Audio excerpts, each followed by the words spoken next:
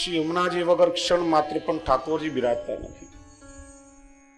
એટલા માટે ઘણી વખત વૈષ્ણવો મિશ્રી ભોગ સુધીની સેવા પહોંચતા હોય ત્યારે ઝારીજી નથી ધરતા. એક વસ્તુનો વિવેકપૂર્વક વિચાર કરવો જોઈએ કે ઠાકોરજી ક્ષણ માત્ર પણ શ્રી યમુનાજી વગર બિરાજતા નથી. શ્રી યમુનાજીના ભાવથી નિત્ય ઠાકોરજીને ઝારીજી ધરવી જ જોઈએ. એ પછી આપણે આગળ વિશેષ સેવાના ક્રમમાં ચર્ચા કરશું, પણ ઝારીજી ભરવાના ક્રમનો પણ થોડો વિચાર કરીએ.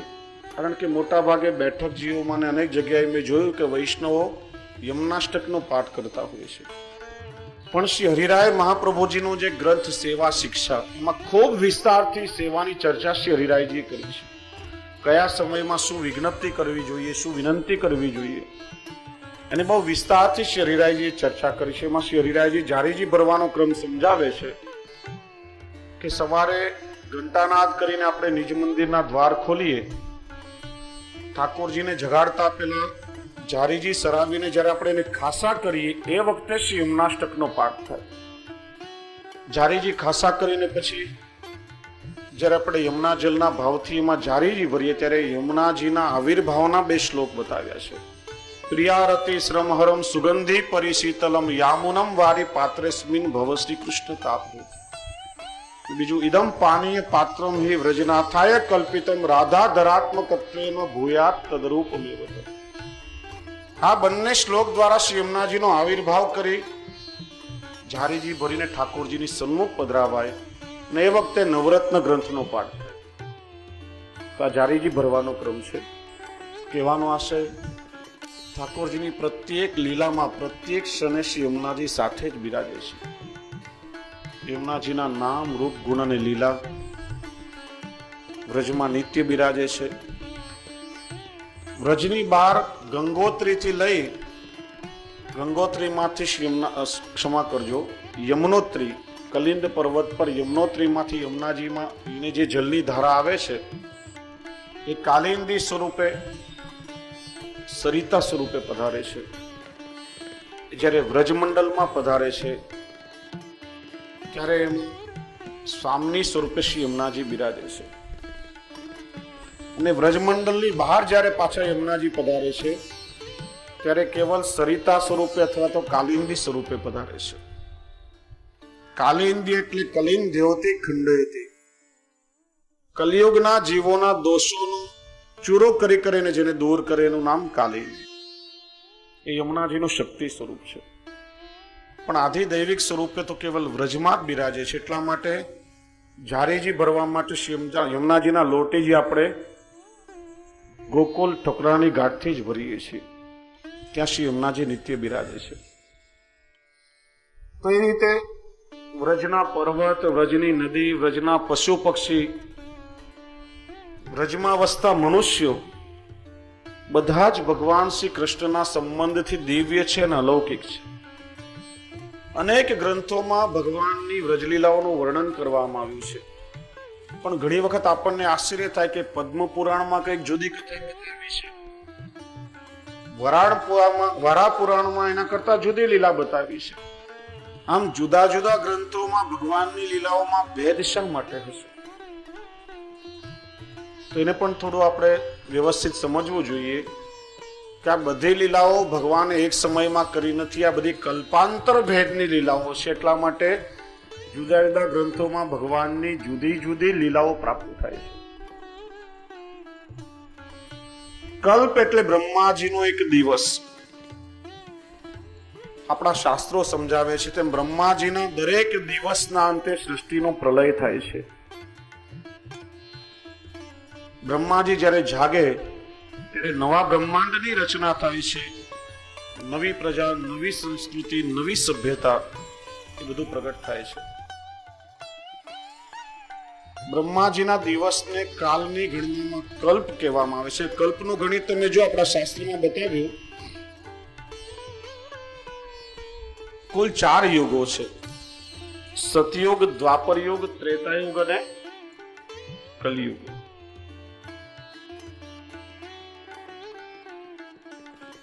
સતયુગનું આયુષ્ય 17,28,000 વર્ષ,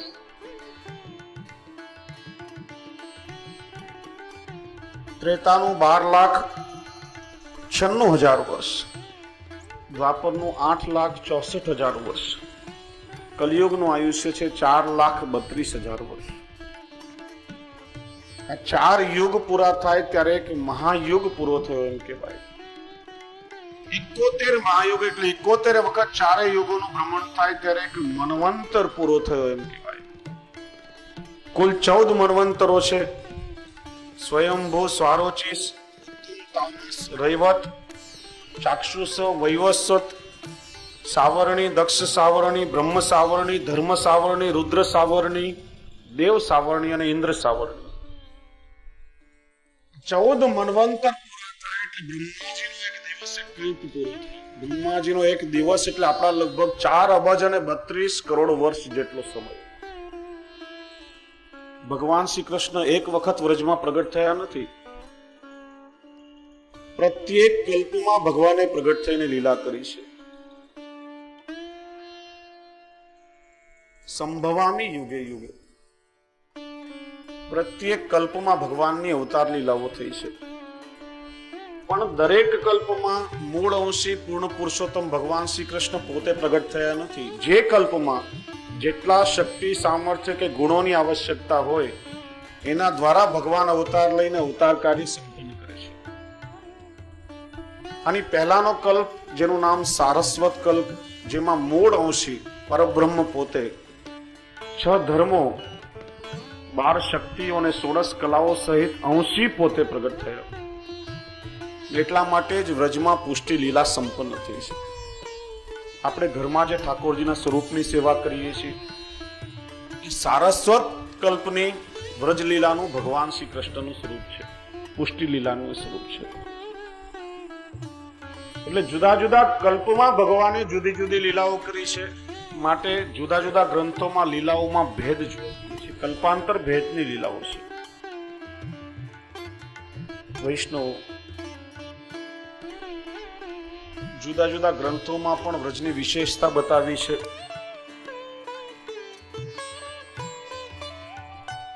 સ્કંદ પુરાણમાં કહેવામાં આવ્યું, ગોવર્ધન નિકુંજેશુ ગોષુ વૃંદાવનાદિશુ નિત્ય કૃષ્ણેન મોહંતે દ્રશ્યંતે પ્રેમ તત્પરી. શ્રી ગિરિરાજજીની નિકુંજોમાં, વૃંદાવન વગેરે વનોમાં, ગાયોમાં લીલા પરિકર સહિત શ્રી કૃષ્ણ નિત્ય આનંદ વિહાર કરે છે. અને એના દર્શન કેવલ પ્રેમી ભક્તોને થાય છે. વૃંદાવનમાં સેવા કુંજ છે, જે સ્વામીજીની નિકુંજ કહેવામાં આવે છે. આજે પણ રાત્રિના ત્યાં કોઈ રોકાતું નથી. એવી માન્યતા છે કે કોઈ વાનર આદિ પણ ત્યાંથી રાત્રે ચાલ્યા જાય છે. કોઈ પશુ પક્ષી પણ રાત્રે રોકાતું નથી. ભૂલે ચૂકે કોઈ રાત્રે ત્યાં વાસ કરે તો સવારે એની અવસ્થા અર્ધ વિક્ષિપ્ત જેવી હોય, પછી જીવી પણ શકતા નથી. ઘણાને એવો અનુભવ થયો છે. રાત્રે ત્યાં બીડી અને લાડુ આદિ સામગ્રી બંટામાં ભોગ આવે છે. સવારે આમ સૈયા આખી વિખરાયેલી હોય, લાડુ અડધો ચવાયેલો હોય, બીડી પણ અડધો ભૂખતો હોય. આજે પણ પ્રત્યક્ષ અનુભવ ત્યાં થાય છે. એટલે સવારે 4:45 વાગે મંગળાના એ દર્શન કરવા માટે અનેક ભક્તો ત્યાં જાય છે. વ્રજને વૈકુંઠ કરતા પણ અધિક બતાવ્યું છે. વૈકુંઠનો અર્થ થાય છે કે જ્યાં અલ્પ આનંદ નથી, અગણિત આનંદ છે, એવું ભગવત ધામ. વૈકુંઠમાં 2 ભગવત ધામ છે. ધર્મ વિશિષ્ટ ચત્રભુજ શ્રી નારાયણ ભગવાન લક્ષ્મીજી સાથે નિવાસ કરે, રમા વૈકુંઠ. ત્યાંનો આનંદ ગણિત આનંદ છે, મર્યાદિત છે. પૂર્ણ પુરુષોત્તમ ભગવાન શ્રી કૃષ્ણ ધર્મી સ્વરૂપે રાધાજી આદિ હજારો લક્ષ્મી સ્વરૂપા સખીઓ સાથે નિત્ય બિરાજે છે. અગણિત આનંદમાં વિહાર કરે છે. એ વૈકુંઠનું નામ છે વ્યાપી વૈકુંઠ. ત્યાં સનત, નારદજી, મર્યાદા ભક્તો કે મહાદેવજી આદિની પણ પ્રવેશ નથી.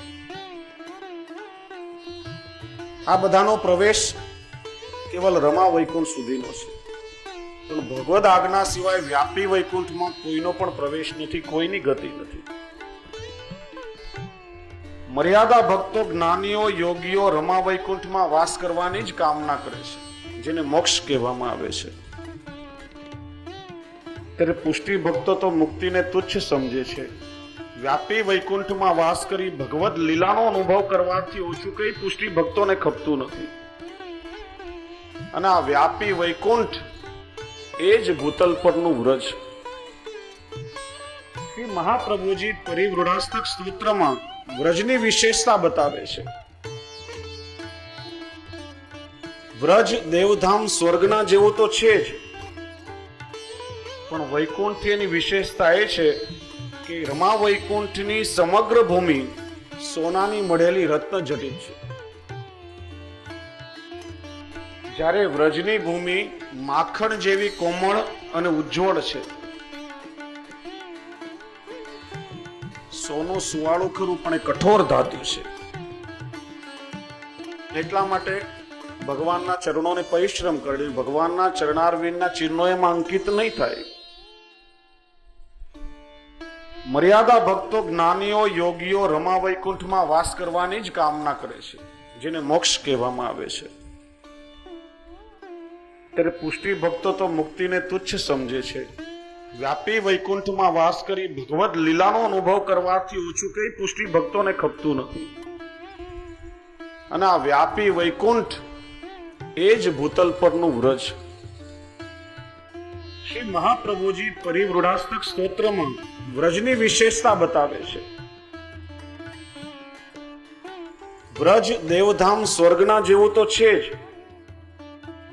પણ વૈકુંઠ એની વિશેષતા એ છે કે રમા વૈકુંઠની સમગ્ર ભૂમિ સોનાની મઢેલી રત્ન જટિત છે, જ્યારે વ્રજની ભૂમિ માખણ જેવી કોમળ અને ઉજ્જવળ છે. સોનું સુવાળું ખરું પણ એ કઠોર ધાતુ છે.